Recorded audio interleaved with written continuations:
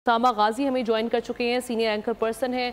उसामा, इस सारे सूरत हाल को किस तरह से देख रहे हैं? इलेक्शन कमीशन की जानिब से जो कयास आराइयाँ थी, जो कहा जा रहा था, अफवाहें गर्म थी कि भाई इलेक्शंस जो है ये जो डिले होगा क्योंकि जो निगरान सेटअप इसको एम्पावर कर दिया गया है, इसको जोड़ा जा रहा था बहुत सारी चीज़ों के साथ। तो अभी जो डेट्स दी गई हैं वो जनवरी का आखिरी हफ्ता। आप समझते हैं कि वाकई अब यकीनी बनाएगी इलेक्शन कमीशन और जनवरी के आखिरी हफ्ते में इंतखाबात हो जाएंगे?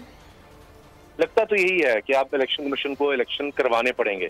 लगता तो ये है, और साथ ये भी कि ये मजबूरन करवा रहे हैं, नीयत नहीं थी, वरना ये काफी अर्सा पहले से ये काम करके और जो चीजें थी उनको वाजे कर देते ताकि मुल्क एक समत की तरफ चलता।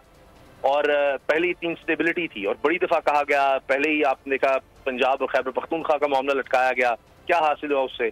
मजीद हमने देखा अदम इस्तेहकाम आया, उसके बाद अब सदर साहब की तरफ से, उससे पहले सुप्रीम कोर्ट की तरफ से, तो ये मामला लटकाते चले जा रहे थे। लेकिन ये बात वाज़ेह है कि इलेक्शन कमीशन इलेक्शन अभी करवाना नहीं चाहता था और मजीद वो टाइम लेना चाहता था। इसी तरह आपने देखिए हल्का बंदियों का मामला हो, दीगर मामला हो, लेकिन उसामा इसमें तो सियासी जमातों का भी किरदार हम कहेंगे, इलेक्शन कमीशन को सिर्फ हम मोरद इल्जाम नहीं ठहरा सकते, क्योंकि जहां तक हल्का बंदियों का ताल्लुक है ये फैसला सियासी जमातों ने भी करना था और उन्होंने जाकर बिल्कुल जब उनकी टेन्योर एंड होने वाला था पीडीएम का, सब लोग इसमें शामिल थे और देख लिया आपने। उसके बाद ये सारा जो तजर्बा किया गया, क्या उससे इस्तेहकाम आ गया, क्या उससे कोई मईशत बेहतर हो गई? बद से बदतर होती चली गई।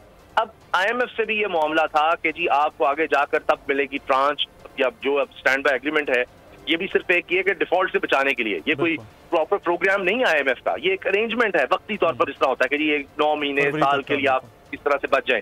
तो उसमें यह कि इलेक्शन करवाने के भी मामला थे। उससे पहले आप देख लीजिए कि जाकर अमेरिकी के सफीर मिल रहे हैं, बरतानिया की सफीर मिल रही हैं जाकर इलेक्शन कमीशन से।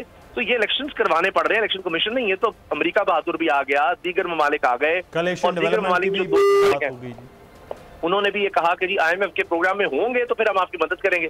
IMF की तरफ से ये कि जी जनाब आप स्टेबिलिटी की तरफ जाएं। अभी एशियन डेवलपमेंट बैंक की रिपोर्ट आ गई कि जी हो सकता है कि इलेक्शन हो जाए तो शायद कुछ स्टेबिलिटी आ जाए। अभी आप कह रहे हैं जी PIA को प्राइवेटाइज करना है, दीगर चीजों को कौन खरीदेगा? वो कहेंगे आपका तो पता ही कोई नहीं, आप तो चंद महीने की गवर्नमेंट है, नई गवर्नमेंट आएगी, पता नहीं वो क्या पॉलिसीज बना लेगी। तो ये मुल्क में सियासी अदम इस्तेहकाम इतना ज्यादा था कि वो एक इकोनॉमिक डिजास्टर की तरफ चला गया। तो अब और हल कोई नहीं था और ये हम नहीं कर रहे, इलेक्शंस तो बाहर से करवाए जा रहे हैं। दोस्त ममालिक कहें वो उस तरह से नहीं माने, IMF नहीं माना, अमेरिका बहादुर सारे जो बाहर के ममालिक थे वो कह रहे थे जी आप पहले, चाइना तक ने कह दिया कि आप पहले इस्तेकाम लेकर आए तब हम आपके साथ इकोनॉमिक एक्टिविटी या उसमें स्टेबिलिटी लेकर आएंगे। तो ये इलेक्शन कमीशन को इलेक्शंस करवाने पड़ रहे हैं। और वो जो अब बात हो रही है लेवल प्लेइंग फील्ड की, वो काफी हद तक उनको लगता है कि टाइम इतना है कि हम लेवल प्लेइंग फील्ड जिसको देना चाहते हैं उसको दे देंगे। उसके लिए बहुत ज्यादा टाइम उनके पास मौजूद है और नैब ने भी अब तेजी दिखाना शुरू कर दी है।